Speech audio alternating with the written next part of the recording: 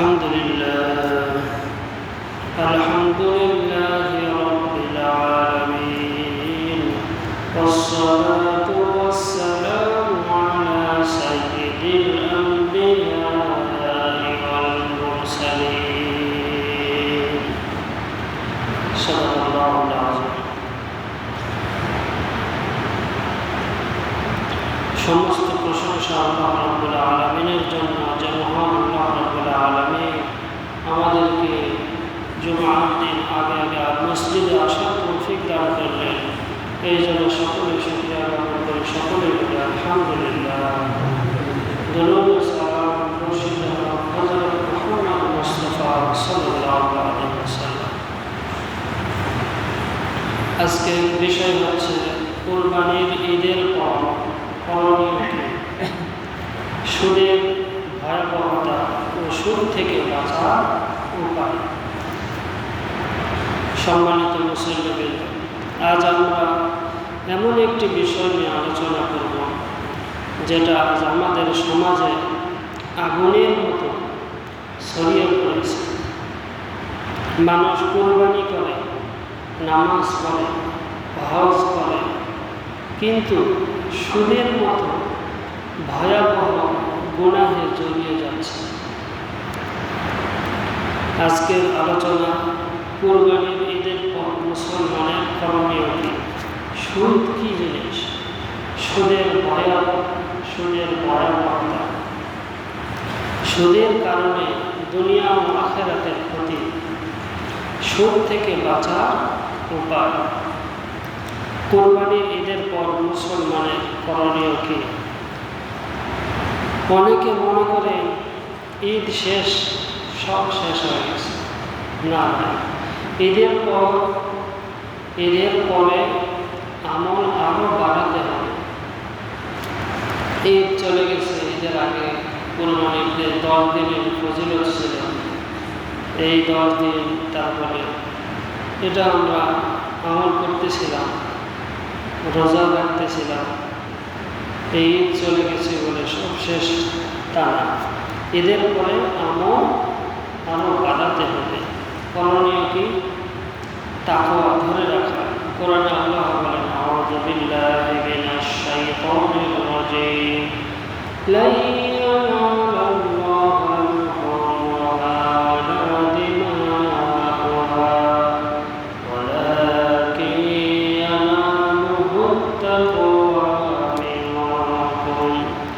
আল্লাহর কাছে পশুর বস্তু বা রক্ত পৌঁছে না, পৌঁছে তোমাদের তাকওয়া।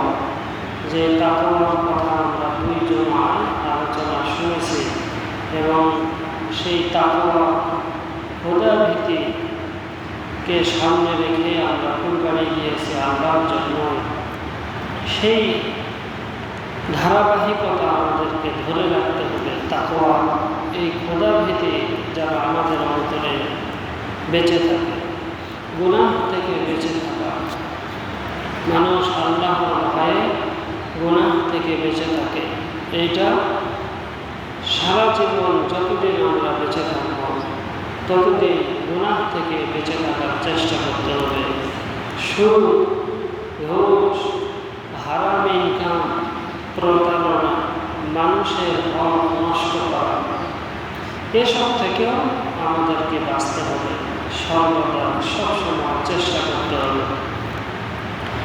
জিলহজ মাসে বেশি বেশি জিকির করা। জিলহজের ঈদের আগে আমরা আল্লাহু আকবার বেশি বেশি জিকির করেছি, আলহামদুলিল্লাহ বেশি বেশি জিকির করেছি, লা ইলাহা ইল্লাল্লাহ বেশি বেশি জিকির করেছি। এই হজের মৌসুম, হজ শেষ হয়ে গেছে, কিন্তু এই পুরো মাসটা বেশি বেশি এগুলি আমল করতে হবে। মানে পুরা লাইফে সুবহানাল্লাহ, আলহামদুলিল্লাহ, লা ইলাহা ইল্লাল্লাহ, এই জিকিরগুলির মর্যাদা অনেক বেশি। বিশেষ করে আল্লাহু আকবার, আলহামদুলিল্লাহ, লা ইলাহা ইল্লাল্লাহ, এগুলির সওয়াব আল্লাহর দরবারে অনেক অনেক বেশি। বিশেষ করে এই যে বিশেষ যে মাসগুলি জিলহজ মাসে, এই মাসে এগুলির মর্তবা সওয়াব আল্লাহ অনেক অনেক বাড়িয়ে দেন। তো এই আমলগুলো আমরা করার চেষ্টা করব। সুদ কি জিনিস? সুদ হলো টাকা ধার দিয়ে অতিরিক্ত টাকা নেওয়া।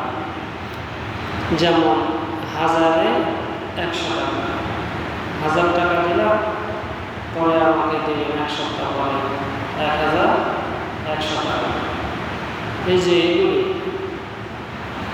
5000-এ 1000 টাকা, মাসে মাসে আবার এগুলি বাড়তি হয়। 5000 টাকা দিলাম, আর বললাম কি আপনি কি করবেন, 1000 টাকা আমাকে বাড়তি দেবেন, মানে 6000 টাকা দেবেন। এই যে টাকা দিয়ে টাকা বৃদ্ধি করে মানুষের উপর চাপিয়ে দেওয়া, এটাকে সুদ বলা হইতেছে। এটা নিষেধ, হারাম। মাসে মাসে টাকা শুধু এখানে বাড়ায়। এনজিও সুদ, যারা এনজিওতে চাকরি করেন, এনজিওতে সুদিকার টাকা দেন এবং 100 টাকা, 1000 টাকা, এই জিনিসগুলি এনজিওতে বেশি হয়।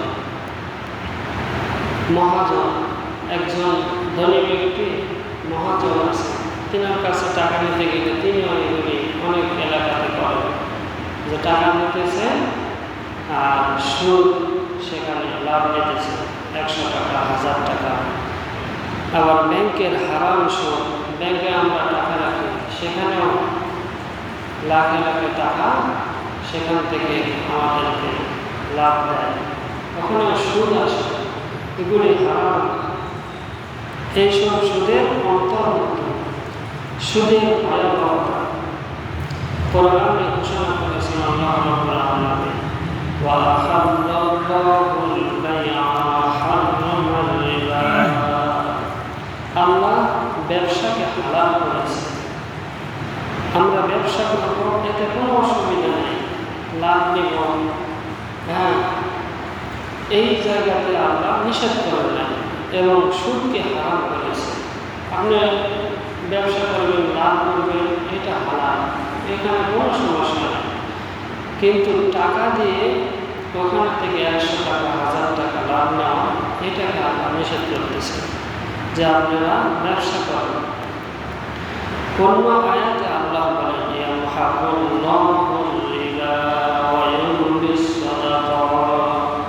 আল্লাহ সুদকে ধ্বংস করে দেন এবং সদকাকে বৃদ্ধি করে দেন।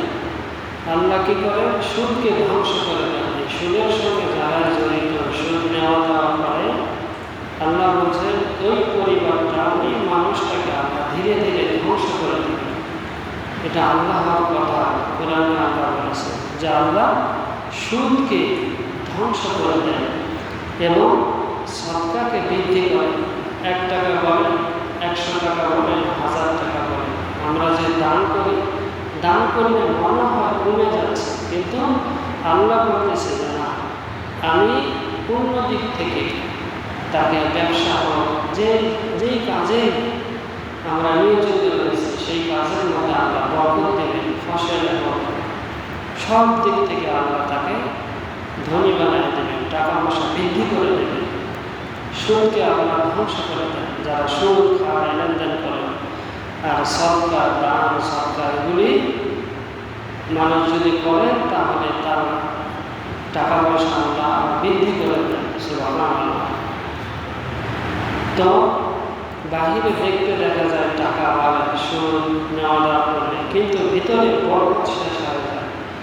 সুদ যারা লেনদেন করেন, যারা নেন, তাদের বরকত কোনোদিন থাকবে না। এবং যারা সুদ দেন, মনে হবে যে অনেক বৃদ্ধি হইতেছে টাকা, মাসে মাসে টাকা বাড়তেছে 100-1000 টাকা, কিন্তু আমরা ভিতর দিক থেকে তার ধ্বংস করে দেবে। অসুস্থতা শেষ হবে না, বিভিন্ন জটিলতা বৃদ্ধি হতেই থাকবে। তো আল্লাহর কথা, আল্লাহ তাকে কিভাবে ধ্বংস করবে? যে সুদী লেনদেন করে, তাকে যে জিজ্ঞাসা করবে, কথাবার্তা বললেই বোঝা যাবে যে তার কী কী ক্ষতি হইতেছে। তো তার বরকত থাকবে না। সবচেয়ে ভয়ঙ্কর আল্লাহ কোরআনে ঘোষণা করেছেন, ফাদানু বিহারবিন মিন মিনাল্লাহি ওয়া রাসূলিহি, সুদ ছাড়ো। আল্লাহ নির্দেশ দিচ্ছেন যে সুদ ছাড়ো, না হলে আল্লাহ ও তার রাসূলের পক্ষ থেকে যুদ্ধের ঘোষণা শুনে না। যারা সুদ করে তাদের সঙ্গে আল্লাহ এবং রাসূলের পক্ষ থেকে যুদ্ধের ঘোষণা করেছেন আল্লাহ। কত বড় নিকৃষ্ট কাজ এটা! সুদকে এত আল্লাহ কোনো জাতিকে, কোনো মানুষকে এইভাবে কোরআনে বলেন না যুদ্ধের ঘোষণা, কিন্তু যারা সুদ তাদেরকে আল্লাহ বলতেছে যে সুদ ছাড়ো, না হলে আল্লাহ ও তার রাসূলের পক্ষ থেকে যুদ্ধের ঘোষণা শুনে না। যুদ্ধ ভিতরগত চলতেই থাকবে দুনিয়াতে, যে সত্য সে জানে তার কী কী সমস্যা হচ্ছে, এবং মৃত্যুর পর থেকে, রূহ চলে যাওয়ার পর থেকে তার আযাব শাস্তি শুরু হয় এবং কিয়ামত পর্যন্ত চলবে। এরপরে জান্নাত জাহান্নামের ফয়সালা হবে। তো সুদ থেকে বেঁচে থাকতে হবে। পৃথিবীতে এমন আর কোনো গুনাহ নেই যার জন্য আল্লাহ যুদ্ধ ঘোষণা করেছে। হাদিসে সুদের ভয়াবহতা রাসূল সাল্লাল্লাহু আলাইহি ওয়াসাল্লাম বলেছেন, সুদের ৭০টিরও বেশি স্তর আছে। ৭০টির থেকেও বেশি স্তর আছে। সবচেয়ে ছোট গুনাহ হলো নিজের মায়ের সাথে জিনা করার সময়। নিজের মায়ের সাথে জিনা করার সময়, এটা হলো স্তরের মধ্যে সবচাইতে ছোট। কিন্তু সমাজে আমরা দেখি জিনা করাটা শুনলে আমাদের গায়ের কাটা শিঙে ওঠে, যে জিনা। কিন্তু সুদ তার থেকেও নিকৃষ্ট। সুদের স্তর মানে সুদের ৭০টির বেশি স্তর রয়েছে। তার মধ্যে সবচেয়ে ছোট গুনাহ হলো নিজের মায়ের সাথে জিনা করা সমান। ছোট বলতেছে, তাহলে স্তরের মধ্যে আরো কত বড় বড় গুনাহ রয়েছে। কিন্তু জিনা করলে সমাজে একে জব করে দিলে, মেরে ফেললে সকলে খুশি হবে যে একটা বড় অপরাধ করেছে। কিন্তু সুদ খেলে কোনো সমস্যা, এটা সকলে করতেছে, এটা কেউ কিছু করে, মুখে অন্তরে ঘৃণা করে। আমাদের সমাজে, দেশে আমরা কোনো না কোনোভাবে সুদের সঙ্গে জড়িত আছি।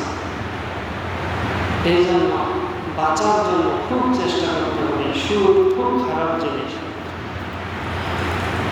মুসলমানবৃন্দ, চিন্তা করুন সুদ কত ভয়ঙ্কর। দ্বিতীয় নম্বর হাদিসে আল্লাহ রাসূল বলেন, সুদদাতা, সুদের লেখক ও সাক্ষী সবার উপর লানত অভিশাপ করেছেন রাসূলুল্লাহ। যারা সুদ দেন তারা কিন্তু যে টাকা দিতেছে, এই টাকাটা যে টাকাটা দেবেন এমনি এমনি তো আর টাকা দেবেন না। একজন লিখিত সাক্ষী রাখে যে আমি যে টাকাটা দিলাম, আমি সাক্ষী তাকে লেখেন, একটা কাগজে লিখতে হবে। বলতেছে রাসূল সাল্লাল্লাহু আলাইহি ওয়াসাল্লাম, সুদদাতা যিনি সুদ দিবে এবং যিনি লিখবে এবং পাশে কয়েকজন সাক্ষীও রাখে, যে পরবর্তীতে টাকা নিয়ে যদি আবার করে যে টাকা নেই, এই জন্য সাক্ষীও রাখা হয়। বলতেছে সুদখোর, সুদদাতা, সুদের লেখক ও সাক্ষী সবার উপর লানত অভিশাপ। রাসূল সাল্লাল্লাহু আলাইহি ওয়াসাল্লাম বলেছেন, এরা যতদিন এই কাজে যুক্ত থাকবে ততদিন অভিশপ্ত লানত বর্ষিত হবে। নাউযুবিল্লাহ। সুদ খেলে নয়, শুধু সহযোগিতা করলেও এই গুনাহের ভাগীদার হয়ে যাবে। ৩ নম্বর হাদিস, রাসূল সাল্লাল্লাহু আলাইহি ওয়াসাল্লাম মিরাজে গিয়েছিলেন। কিছু মানুষের পেট ঘরের মতো বড়, ভিতরে সাপ বিচ্ছু করছে। জিবরাইল আলাইহিস সালাম বললেন, এরা সত্য। আমরা সকলেই জানি রাসূল সাল্লাল্লাহু আলাইহি ওয়াসাল্লাম সরাসরি এই দুনিয়ার জমিন থেকে আসমানে, সাত আসমান পাড়ি দিয়ে জান্নাত জাহান্নাম, আপনার আল্লাহর সঙ্গে কথোপকথন এগুলি করে আসছেন এবং নিজের চোখে দেখে আসছেন। যারা সুদখোর তাদের শাস্তি কী হইতেছে, যে রাসূল দেখলেন যে কিছু মানুষ সুন্দর সবাই কিছু মানুষের পেট আমরা যে বসবাস করি বাড়িতে ঘরে এইরকম ঘরের মতো একটা বিশাল বড়, হ্যাঁ, ভিতরে সাপ বৃষ্টি করতেছে, সেই পেটের মধ্যে আমার সাপ বেশি। মানে দুনিয়াতে যারা সুদ খায় তারা মূলত সাপ বিচ্ছু পেটের মধ্যে জমা করতেছে। এগুলিকে আমাদের মানে জাহান নামে যখন শাস্তি দেওয়া হবে তাদের পেটটা হবে ভয়ের মতো, তার ভিতরে সব বিচ্ছু ধ্বংস করতে থাকবে। কি শাস্তি! নাউযুবিল্লাহ।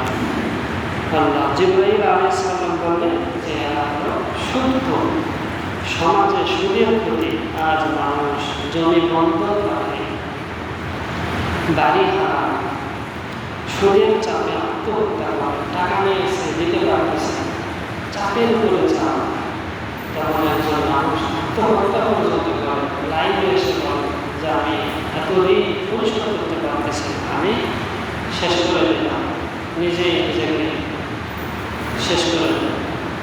আত্মহত্যা করে, সংসারে অশান্তি, বাড়িতে এসে দরজায় করা টাকা দেয়, অনেকে বাড়ি থেকে পলায়ন করে, টাকা দিতে চায় না, দিলে কোথায়? গরিব মানুষ। বরকত শেষ, ওই সুদের টাকা দিতেই শেষ। সে বাড়িতে বরকত থাকবে কি, যে একটু টাকা জমা হবে, সেই টাকাকে সুদের ওখানে দিতেই শেষ হয়। তো বাড়ির মধ্যে কোনো বরকত করতে কিছু থাকে না।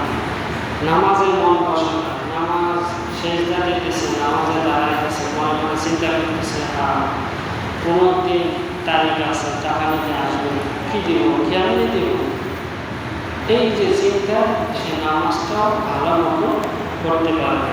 অনেকে বিদেশে যাওয়ার জন্য সুদ নেয়, অনেক টাকা, অনেকে বিদেশে গেল, অনেক আশা নিয়ে টাকা হবে, টাকা দেবে, কিন্তু যা দেখতেছে যে আঁকাবাই সে পারে। চাকরির জন্য গেল, প্রলোভন দেখে নিয়ে গেল, যিনি দালাল সে সব টাকা নিয়ে নিয়েছে, নিয়েও আমাদেরকে খালি ঘুরাই দিয়েছে, চাকরি দিতেছে না, কাজ দিতেছে না, আর প্রতি মাসে মাসে সুদ যারা সুদীভাবে টাকা নিয়েছে তারাও দিক থেকে চাপ দিতেছে। এই যে অনেকে বিদেশে যাওয়ার জন্য সুদ নেয়, গাড়ি কিনে, যে একটা গাড়ি কিনলাম, এর থেকে আয় করে প্রতি মাসে মাসে আমি দিয়ে অসুবিধা, আবার অ্যাক্সিডেন্ট হয়, গাড়িটা নষ্ট হয়, টাকাটা দিবে কীভাবে? অনেক এটা দেখবেন। এইভাবে অনেক পরিবার ধ্বংস হয়ে যাচ্ছে। শুরুতে মনে হয় সহজ টাকা, কত টাকা পেয়ে গেলাম, পরে সেই টাকা ফাঁস হয়ে যায়, এই টাকাটাই তার জন্য কষ্টের কারণ হয়ে যায়। বাস্তব উদাহরণ, একজন কৃষক 50,000 টাকা নিল, কয়েক মাস পরে দিতে হলো 70,000 টাকা। তো কৃষক মানুষ জমির ফসল আবাদ করেছে, আল্লাহ দিলে হবে, অনেক সময় নষ্ট হয়ে যেতে পারে, 70,000 টাকা কীভাবে দেবে? জমির এই যে কাটামারা করতে হয়, কত টাকা খরচ হয়, যারা কৃষক সেভাবে টাকাও পায় না। তো সুদের উপরে নিলে এই লোকটা পেনশনের মধ্যে ভুগতে থাকে। তারপর হয়তো যদি গরু থাকে, গরু বিক্রি করতে হয়, অনেক সময় জমি বিক্রি করে নিতে হয়। দেখা গেল যে বিদেশে, আমার পরিবারে একজন বিদেশে থাকতে টাকা পাঠাইতে, আগে তো আর এখন মোবাইলের যুগ ছিল না, সেই টাকা দিয়ে টাকা আসতো, টাকা দিয়ে একটা জমি নিল, সেই জমি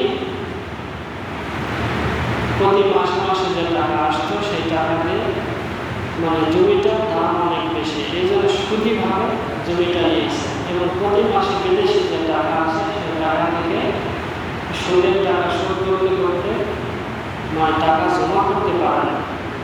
ছেলে এসে দেখেছে কোনো টাকা নেই, যা জমি কিনেছিল ওই জমির অর্ধেক বিক্রি করে সেই সুদের পরিপূর্ণ সুদ করে বের হয়ে আসছে। দেখতে দেখা যাবে যে অনেক লাভ, কিন্তু এটা ভিতর দিক থেকে অনেক ক্ষতি হয়ে যায়। সুদ মানুষকে সাহায্য করে না, ধ্বংস করে।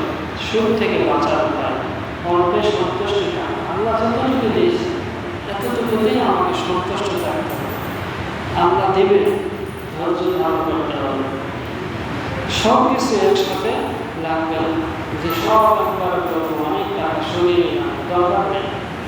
হালাল ইনকাম করার চেষ্টা করতে হবে, বরকত দেবে না। কষ্টের হালাল টাকা কম হলেও বরকত আছে, কষ্টের টাকা যদিও কম হয় এখানে আবার বরকত দেবে, সুখে শান্তিতে রাখবে, অসুখ বিসুখ কম দেবে, বরকত থাকবে সেখানে। এনজিও থেকে আমাদেরকে বেঁচে থাকতে হবে, দরকার হলে আত্মীয়দের কাছে সাহায্য নিতে হবে। আত্মীয়রা যদি না দেন, ওই যে অল্পে তুষ্টি থাকে, কোনো আশা করলাম কি দরকার, এত পেরেশানি করে দরকার আছে। আল্লাহর উপরে ভরসা করা। আল্লাহ কোরআনে বলেন, ওয়ামান ইয়াত্তাকিল্লাহা ইয়াজআল লাহু মাখরাজা ওয়া ইয়ারযুকহু মিন হাইথু লা ইয়াহতাসিব। যে আল্লাহকে ভয় করে, আল্লাহ তার জন্য উত্তরণের পথ তৈরি করে দেন। যে আল্লাহকে ভয় করে গুনাহ থেকে বেঁচে রাখে, কোনো সুদি কারবার করল না, তার জন্য আল্লাহ উত্তরণের পথ তৈরি করে দেন। সে কীভাবে চলবে, কী খাবে, সব আল্লাহ মেনটেন করে দেন, লিপিবদ্ধ করা আছে। সুদে বাড়ি করলে শান্তি থাকে না, সুদে টাকা নিয়ে বাড়ি করলাম, বিল্ডিং করলাম, সুদে শান্তি থাকে না।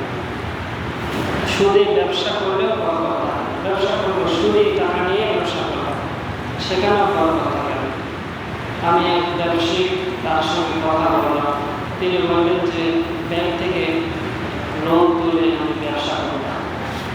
তো করোনার মধ্যে তিনি টাকা দিতেছেন না, বলছেন যা টাকা নিয়ে এসে সেগুলোই শোধ করে। তো উনি হিসাব করে দেখবেন প্রতি বছর আমার 4 লক্ষ টাকা করে শুধু সুদই আসতেছে। চিন্তা করেন, অনেক বড় ব্যবসায়ী, সিমেন্টের ব্যবসা করে, অনেক মানুষের কাছে টাকা পাবেন, সেই টাকাগুলিও পরিশোধ করতেছে। তো উনি আল্লাহর কাছে দোয়া করতেছেন যে সুদ থেকে কীভাবে একবার বেশি বাহির পাওয়া যায়। আমি পরামর্শ দিলাম যে আপনার জমি থাকলে জমি বিক্রি করে সুদ থেকে বের হয়ে আসে। তো উনি বলেন যে আমি জমি বিক্রি করার জন্য দেখতেছি, সেই জমি বিক্রি করে একবারে ইসলামী ব্যাংকের টাকা পরিশোধ করে মুক্ত। দেখেন, আমরা তো বছরে 4 লক্ষ টাকা ইনকামই করতে পারি, অনেক পরিবার আছে, কিন্তু উনি ব্যবসায়িক মানুষ, বছরে 4 লক্ষ টাকা সুদই দিত না। তো বলুন, টাকা তো আছে, কি লাভ? তো সুদে ব্যবসা করলে বরকত থাকে না। সুদে গাড়ি কিনলে দুর্ঘটনা, দুশ্চিন্তা বাড়ে। হালাল কম হোক কিন্তু শান্তি থাকবে, আমরা হালাল খাবো, কম ইনকাম হোক, কিন্তু এতে এই জায়গার মধ্যে আমরা শান্তি দেবে। রাসূল সাল্লাল্লাহু আলাইহি ওয়াসাল্লাম দোয়া শিখিয়ে দিয়েছেন, আল্লাহুম্মা আকফিনি বিহালালিকা আন হারামিক ওয়া আগনিনা বিফাদলিকা আম্মা সিওয়াক। সবসময় আমরা দোয়া যে হে আল্লাহ, আপনার হালাল দ্বারা, যে হালাল আছে, হালাল দ্বারা আমাদের হারাম থেকে বাঁচান। সবসময় আমরা দোয়া করব যে হালাল আমাকে দেন, হারাম থেকে বেঁচে রাখেন, এবং আপনার অনুগ্রহ দ্বারা অন্যের মুখাপেক্ষী হওয়া থেকে রক্ষা করুন। আল্লাহ যাকে অনুগ্রহ করবে সে কোনোদিন মানুষের কাছে হাত পাতবে না। আল্লাহ তার যখন যে প্রয়োজন, সে প্রয়োজনের আগেই সব কিছু মিটিয়ে দেবেন, ব্যবস্থা করে দেবেন। আল্লাহর কাছে দোয়া করতে হবে। এই জন্য আমরা সব সময় আল্লাহর কাছে দোয়া করবো যে আল্লাহ আমাদেরকে সুদ থেকে বাঁচান, হালাল রিজিক খাওয়ার, এবং কোরবানির যে আমরা করলাম, যে তাকওয়া অর্জন করলাম, একমাত্র আল্লাহর জন্য করলাম, এই জিনিসটি ধরে রাখার তৌফিক দান করেন। আল্লাহ রাব্বুল আলামিন আমাদের সকলকে সুদ থেকে বাঁচা এবং হালাল রিজিক খাওয়া এবং কুরবানি যে তাকওয়া, সেটা ধরে রাখার তৌফিক দান করেন। আলহামদুলিল্লাহ রাব্বিল আলামিন। আমরা যারা সুন্নাত পড়লাম, পড়ার জন্য চালা কিছু